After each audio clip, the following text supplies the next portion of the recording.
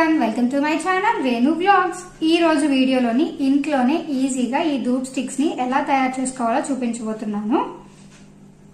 So late చేయకుండా direct గా వీడియోలోకి అయితే వెళ్ళిపోతాము. ఇంట్లోని మనం పూజ చేసేటప్పుడు దేవుడికి పువ్వులు పెడతాం కదా. సో ఆ పువ్వులు వాడిపోయిన తర్వాత మనం చాలా వరకు పడేస్తూ ఉంటాము. ఆ పువ్వుల్ని పడేయకుండా ఫ్యాన్ గాలి కింద ఒక 2 days ఎండబెట్టుకోవాలి. ఎండలో కాకుండా ఫ్యాన్ గాలి కిందకే ఆరబెట్టుకోండి.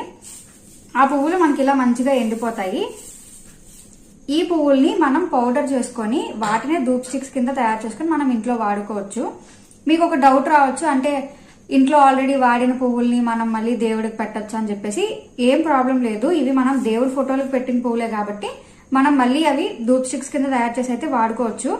ఒకవేళ మనం ఫెస్టివల్స్ కి డెకరేషన్ కి అవి వాడతాం కదా, ఆ పువ్వుల్ని దేవుడికి కాకుండా మనం ఇంట్లో రూమ్ ఫ్రెషనర్లుగా కూడా వాడుకోవచ్చు. మన దగ్గర ఏ పువ్వులు ఉంటే ఆ పువ్వులు. నేనైతే ఇక్కడ చామంతి పువ్వులు, గులాబీ, అలాగే మందార పువ్వులు, ఈ 3 పువ్వులు అయితే తీసుకున్నాను. సో వీటిని మంచిగా ఎండబెట్టేసి ఇప్పుడు పౌడర్ చేసేయాలి. ఈ పువ్వులు ఒకటే కాకుండా గుగ్గులు ఉంటుంది కదా మన దగ్గర, సాంబ్రాణి పౌడర్. సో అది కొద్దిగా వేసుకోవాలి. అండ్ అలాగే హారత బిళ్ళలు ఒక 4 వరకు, మనం తీసుకున్న పువ్వుల్ని బట్టి మనం హారత బిళ్ళల్ని అలాగే గుగ్గులన్నీ అయితే యాడ్ చేసుకోవాలి.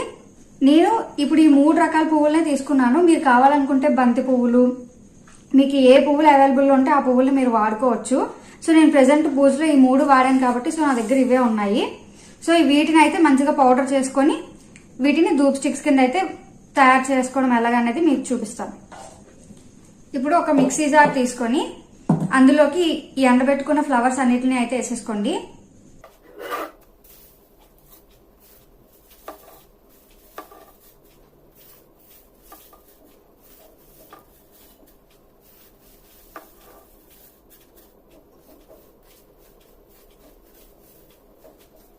ఇప్పుడు ఇందులోకి ఒక 4 హారత బిళ్ళలు అయితే వేసుకోండి.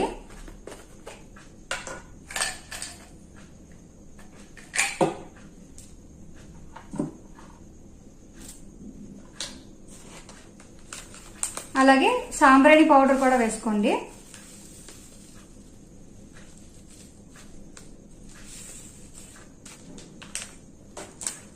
ఈ మూడింటిని కూడా మెత్తని పౌడర్ లాగా అయితే మనం మిక్సీ చేసేసుకోవాలి.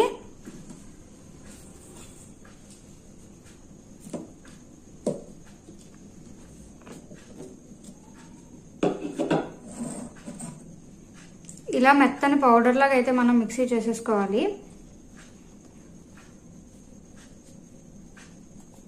ఇప్పుడు ఇది మనం ఒక ప్లేట్లోకి తీసేసుకొని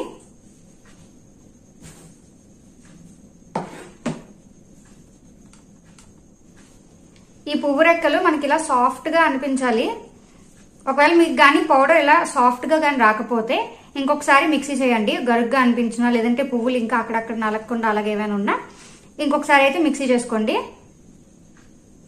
ఇప్పుడు వీటిని మనకి ధూప్ స్టిక్ షేప్ లోకి రావడానికి కొంచెం ఈ నెయ్యిని యాడ్ చేసుకుంటూ దీన్ని ముద్దలాగా అయితే కలుపుకోండి.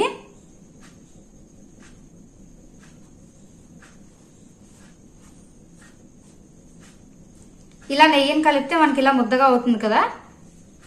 సో ఇలా ముద్దగా అయ్యేంత వరకు నెయ్యిని యాడ్ చేసుకుంటూ ఇదంతా కూడా కలుపుతూ ఉండండి. నెయ్యి అయినా యాడ్ చేసుకోవచ్చు, లేదంటే మనం దీపం పెట్టడానికి నూనెని వాడతాం కదా, ఆ నూనె అయినా మనం యాడ్ చేసుకోవచ్చు. ఏదైనా కూడా ఇలా కలుపుకుంటూ మనకి ధూప్ స్టిక్ షేప్ రావడం కోసం ఇవైతే మనం యాడ్ చేయాలన్నమాట. ఇలా నెయ్యి కానీ ఆయిల్ కానీ వేసుకొని బాగా కలుపుకున్న తర్వాత, లేదంటే మీరు 2 మిక్స్ చేసుకున్నా పర్వాలేదు. ఇప్పుడు మనకి ఇలా ఉండలాగా ఫామ్ అవుతుందో లేదో చూసుకొని, ఫామ్ అవుతుంది అని అంటే ఇంక ఇప్పుడు మీరు చేయడం స్టార్ట్ చేయండి. మీకు ఏ షేప్ లో కావాలంటే ఆ షేప్ లో చేయండి. సో ఫస్ట్ అయితే మనం పసుపు వినాయకుడిని చేస్తాం కదా, సో నేనైతే అలా చేస్తున్నాను. ఒకవేళ మనకి పర్ఫెక్ట్ గా రాలేదు అని అంటే ఇంకా నెయ్యి కానీ ఆయిల్ కానీ వేసి మనం మిక్స్ చేసుకోవచ్చు. మనకి పర్ఫెక్ట్ గా వచ్చింది అంటే ఇంకా అవసరం లేదు, ఇది ఇలా సరిపోతుంది. ఇలా మనకి రెడీ అయిపోతుంది.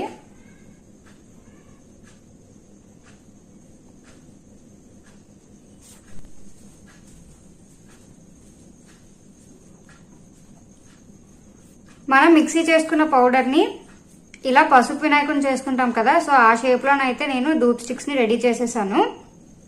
నాకు మొత్తంగా ఒక 12 అయితే వచ్చాయి. సో ఇలా ఈజీగా ఒక 3 ఇంగ్రీడియంట్స్ తోనే మనం ఇంట్లోనే ధూప్ స్టిక్స్ ని రెడీ చేసేసుకోవచ్చు. ఇవి మనం కావాలనుకుంటే దేవుడి గదిలోని లేదంటే రూమ్ ఫ్రెషనర్ లకు కూడా యూజ్ చేయొచ్చు. వీటిని ఇలా వెంటనే వాడేయకుండా ఒక 2 days ఎండలో ఎండబెట్టాలి. సో అప్పుడు మనకి మంచిగా అయితే ఫ్లేవర్, మనకి ఆ స్మెల్ అది కూడా బాగా వస్తుంది. సో ఇవి ఒక 2 రోజులు ఎండలో ఆరబెట్టిన తర్వాత, ఎందుకంటే మనం నెయ్యి వేసి కలిపాం కాబట్టి ఇంకా తడితడిగానే ఉంటుంది. సో ఒక 2 రోజులు ఆరబెట్టిన తర్వాత మనకి ఎండుతుంది కదా బాగా. సో అప్పుడు బాగా కాలుతాయి ఇవి. మనం బయట ధూప్ స్టిక్స్ ఎలా అయితే కొనుక్కుని ఉంటాయి కదా, సో ఇవి కూడా మనం తయారు చేసుకునేవి కూడా అంతే బాగా వస్తాయి. సో మీరు కూడా ట్రై చేయండి. మీకు ఎలా కుదిరిందో కూడా నాకు కామెంట్ సెక్షన్ లో చెప్పండి. ఒక 2-3 రోజులు ఎండలో బాగా ఎండబెట్టిన తర్వాత మనకి ఇలా పర్ఫెక్ట్ గా ధూప్ స్టిక్స్ అయితే రెడీ అయిపోతాయి. చూసారు కదా, స్టార్టింగ్ లో మనం చేసేటప్పుడు ఆ రోజు తడిగా ఉన్నాయి, ఇప్పుడు ఆరిపోయాయి. సో తడి అనేది లేదు. ఇప్పుడు మనకి పర్ఫెక్ట్ ధూప్ స్టిక్స్ అయితే రెడీ అయిపోయాయి. సో ఒకసారి మీకు వెలిగించి చూపిస్తాను చూడండి.